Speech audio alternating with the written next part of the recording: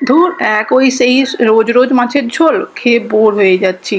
ভাবলাম এই গরমে গ্যাস অম্বলও যাতে না হয়, বাট একটু ইয়াম্মিও কিছু খেতে পারি, সেই জন্য বানিয়ে নিলাম মাছের এই রেসিপিটা।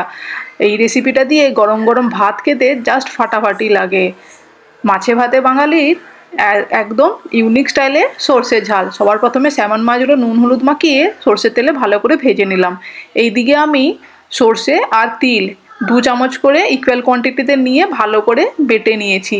দিয়ে এরকম ছাঁকনির সাহায্যে দেখো ছেঁকে নিচ্ছি জল দিয়ে চিপে চিপে, যাতে সর্ষের জলটার মধ্যে সর্ষের ফ্লেভারটা খুব ভালো মতন মিশে যায়। আর তিল আর সর্ষের যে বাটাটা সেইটা কিন্তু আর দেবো না।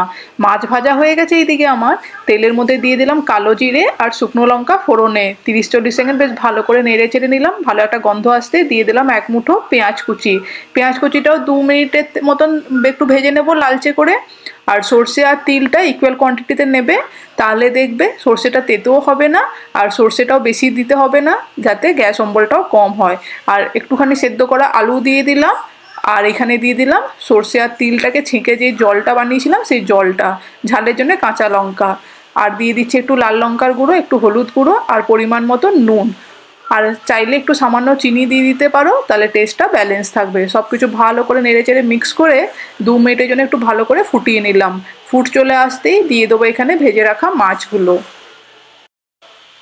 আমি এখানে স্যামন দিয়ে করছি, তোমরা যে কোনো কাটাপোনা মাছ দিয়ে এই রেসিপিটা ট্রাই করতে পারো। গরমে সর্ষে ঝালও খাওয়া যাবে আর গ্যাস অম্বলও হবে না। এরপরে পরিমাণ মতন ঝোলের জন্য গরম জল দিয়ে দিলাম। এখানে আমি 1 বাটি ভর্তি করে উষ্ণ গরম জল, আর তার সঙ্গে বেশ খানিকটা এইখানে ধনেপাতা কুচি। ধনেপাতাটা এই সময় দিয়ে দিলে ফ্লেভারটা খুব সুন্দর ঝোলের মধ্যে মিশে যায়। আর এটা যেহেতু হালকা পাতলা ঝোল হচ্ছে, সেই জন্য জলের পরিমাণটা একটু বেশি। মাছগুলো ভালো করে একটুখানি জলের মধ্যে দিয়ে দিলাম, মিক্স করে নিয়ে ঢাকা দিয়ে দেবো 10 মিনিটের জন্য। মাছটা ভাজা আছে, বেশিক্ষণ আর টাইম লাগবে না। 10 মিনিট পরে ঢাকনাটা খুলে দেখো গরম গরম এটা উপর থেকে চাইলে একটু সর্ষের তেল ছড়িয়ে নিতে পারো। গরম ভাতের সঙ্গে জাস্ট ফাটাফাটি সেই স্বাদ। একবার অবশ্যই ট্রাই করে দেখো। রেসিপি ভালো লাগলে লাইক শেয়ার সাবস্ক্রাইব।